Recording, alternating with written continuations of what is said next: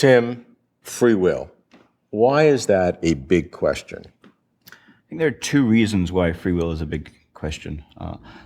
The first is related to ethics and questions about moral responsibility. Many people draw a fairly direct line from free will to moral responsibility. The line being that if we don't have free will, or if we don't have something close enough to our intuitive conception of free will, then we're not morally responsible, or at least we're not morally responsible in the substantive, rich way that we intuitively think we are, and the way that's built into our social, political, legal systems.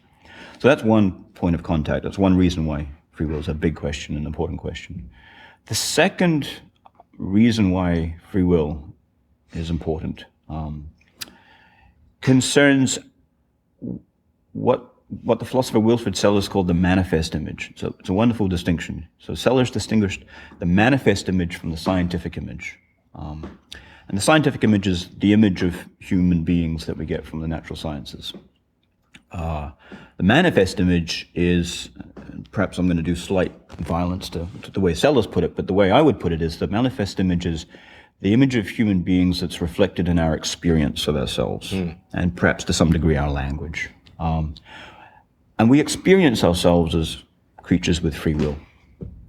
We experience ourselves as having the liberty to raise our hands when we want to. And one way to bring that home to folks is to think about times when we lack that experience, when things feel forced. So if you were to reach out and grab my hand, I wouldn't experience myself as freely initiating that action. Potentially, if I weren't under the influence of certain kind of drugs, or of having certain kinds of psychiatric episodes, I might experience my actions as caused by other agents. Right? Certain kind of schizophrenic delusions, people feel as though they're being forced to do things, or that their actions are under the control of gods or people on television. So that would be an example of alienated agency, but that's abnormal. That's not our normal experience. We normally experience ourselves as the agents of having a kind of control, of having a kind of freedom over our actions. And lots of people have thought that there's a clash between the manifest image and the scientific image, that one of these things has to give. And why is that? It's very difficult to say why that is. One reason people think there's a clash is because they think we experience ourselves as something like uncaused causes, I think. So in order to get a clash between A and B, you need to say what A says, you need to say what B says. And some people think the science says we're not uncaused causes. Everything has a cause. Everything has a cause. Roll it back far enough, you can show a sequence of events which causes everything in the physical world. Exactly. You can trace every cause back. Exactly. Right. And they think that our experience of ourselves, so this is their take on what the manifest image says, represents ourselves as uncaused causes. Now, one way to reconcile these two levels is to say the science doesn't say that everything has a cause. So some people are going down that road. They want to take issue with a certain take on what the science says. Well, they do take issue with that. My own work is focused more on trying to identify what the manifest image says. Do we experience ourselves as uncaused causes? Or is the feeling of free will that we have, the feeling of being masters of our own destiny in some sense, does it not build that idea? Does it not build that commitment into it? So is this what you're saying, that we have two images of human beings? One, the scientific image, which has a sequence of causes which would result in something less than what we traditionally call free will. Our sense of ourselves, uncaused causes, which means at any one time there's no cause of it, so I can make any decision I want. Yeah. And those must be reconciled because they're two descriptions of the same thing. So they can't be different. And so you either have to change one or change the other or change both in order to equate them. Right. And so some work on changing the science away from a deterministic point of view. Some work towards undermining the free will, or at least degrading the kind of free will so that they can equate each other. Right.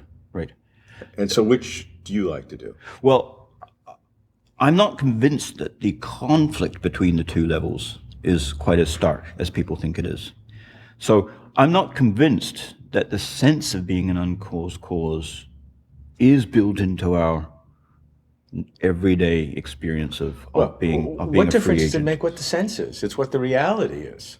Well, that's right. It's that's the important question, what the reality is. But if you start by saying the science gives us the reality, right?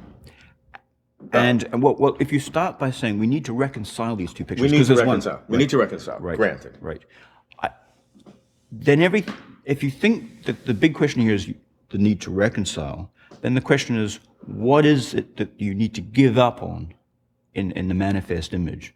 So, Or how you have to change the science. You can't make the science absolute because the science is given under a certain set of circumstances.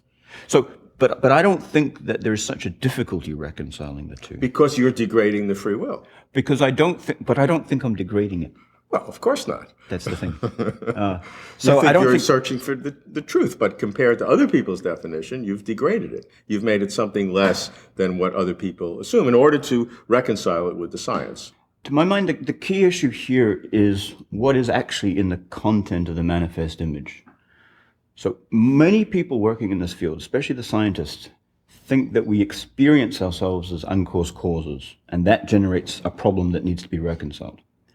But if you say we don't experience ourselves as uncaused causes, if one says that description of our phenomenology is wrong, we experience ourselves as having control over what we do. We experience ourselves as the agents of what we do, but we don't experience our actions as uncaused.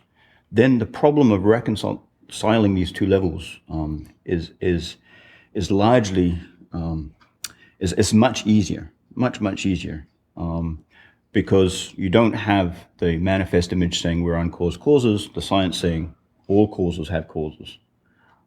So the important question, I think, is the one that rarely gets asked.